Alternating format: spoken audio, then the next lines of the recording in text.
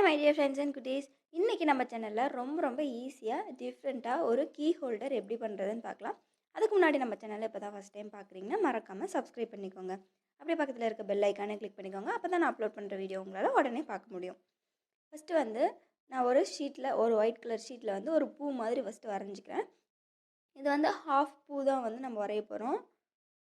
நான் பூ சைடில் வச்சா பூ மாடல் சைடில் வச்சா நல்லா இருக்குங்கிறதுக்காக நான் பூ மாதிரி வரைஞ்சிருக்கேன். நீங்கள் வேறு ஏதாவது டிஃப்ரெண்ட்டாக அனிமல்ஸ் வரைஞ்சிக்கலாம், எப்படி வேணாலும் வரைஞ்சிக்கலாம். இது ஒரு ஐடியாவுக்காக.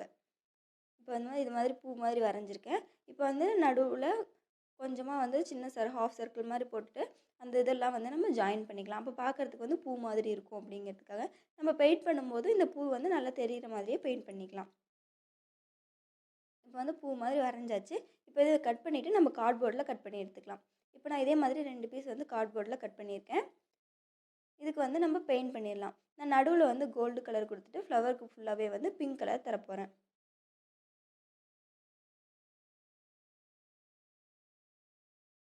இப்படி நல்லா அந்த ஹாஃப் சர்க்கிளுக்கு மட்டும் கோல்டு கலர் ஃபுல்லாக கொடுத்துடலாம்.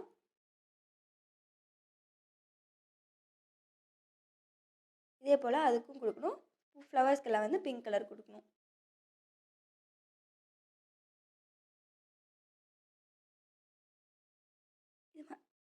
இது மாதிரி ஒவ்வொரு பெட்டலுக்கும் நம்ம பிங்க் கலர் ஃபுல்லாக கொடுத்துக்கலாம்.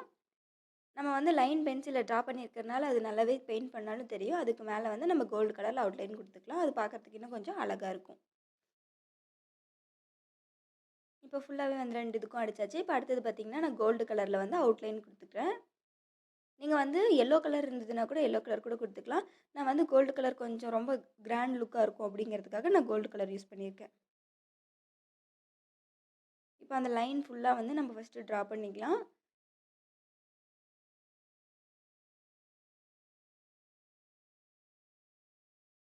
ரெண்டு இதுக்கும் இதே மாதிரி நம்ம ரெடி பண்ணிக்கலாம்.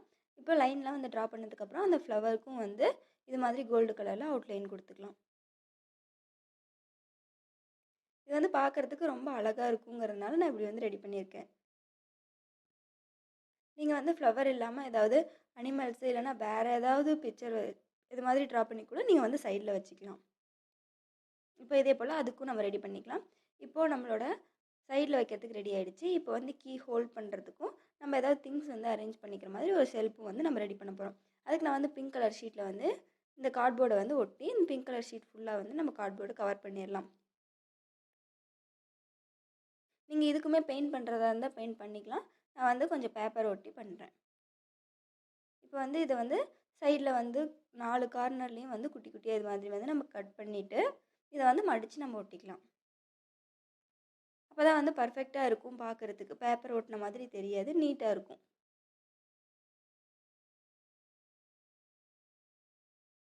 இப்போ இது ஃபுல்லாகவே நம்ம க்ளூ அப்ளை பண்ணி நம்ம ஃபுல்லாக கார்ட்போர்டில் ஒட்டிடலாம். அதே போல் அடுத்த சைடும் க்ளூ அப்ளை பண்ணி கார்ட்போர்டில் ஒட்டிடலாம்.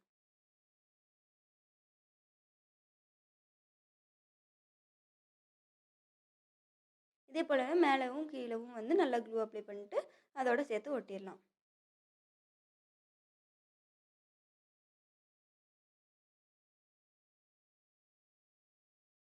இப்போ இதே போல் இன்னொரு கார்ட்போர்ட் நம்ம கட் பண்ணி வச்சுக்கலாம். அதுக்கும் இதே மாதிரி ரெடி பண்ணிக்கலாம்.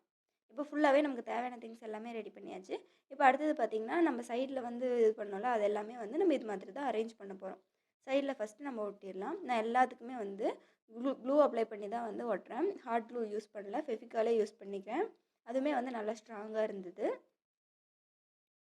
இப்போ இது க்ளூ யூஸ் பண்ணுறதுனால ரொம்ப நேரம் ஆகும். அதனால் நல்லா வெயிட் பண்ணுங்கள். நல்லா காஞ்சதுக்கப்புறம் விடுங்க.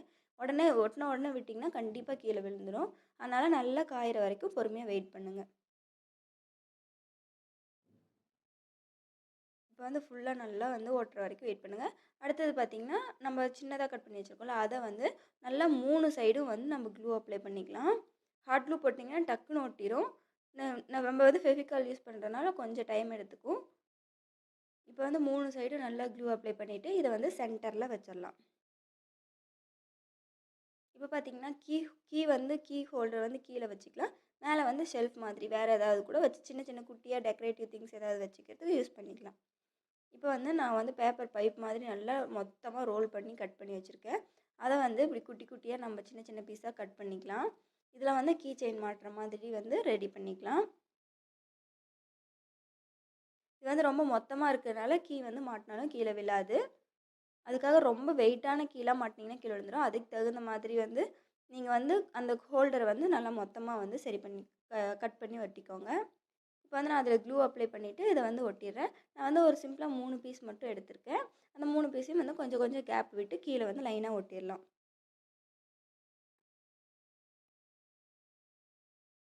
இப்போ பார்த்தீங்கன்னா இதுவுமே நல்லா வந்து காயிட்டும் வெயிட் பண்ணுங்கள். இப்போ பார்த்தீங்கன்னா மேலே ஷெல்ஃபும் ரெடி ஆகிடுச்சு, கீழே ஹோல்டரும் ரெடி ஆகிடுச்சு. இப்போ நான் வந்து ஹேங் பண்ணிவிட்டு அப்புறமே உங்களுக்கு வந்து காமிக்கிறேன். பார்த்தீங்கன்னா சைட்லேயும் எல்லாமே வந்து பர்ஃபெக்டாக ரெடி ஆகிடுச்சு. இப்படி தான் வந்து நான் வந்து செவுத்தில் வந்து ஹேங் பண்ணி வச்சுருக்கேன். நான் வந்து டபுள் சைட் டேப் யூஸ் பண்ணி வந்து ஃபுல்லாக ஒட்டியிருக்கேன். ஒரு கீ மாட்டிட்டு மேலே வந்து கொஞ்சம் டெக்கரேட்டிவாக இருக்கட்டுங்கிறதுக்காக 2 திங்ஸ் வந்து வச்சுருக்கேன். இந்த வீடியோ உங்களுக்கு பிடிச்சிருந்தா லைக், ஷேர், கமெண்ட் பண்ணுங்கள். மறக்காம நம்ம சேனலை சப்ஸ்கிரைப் பண்ணிக்கோங்க. தேங்க்யூ.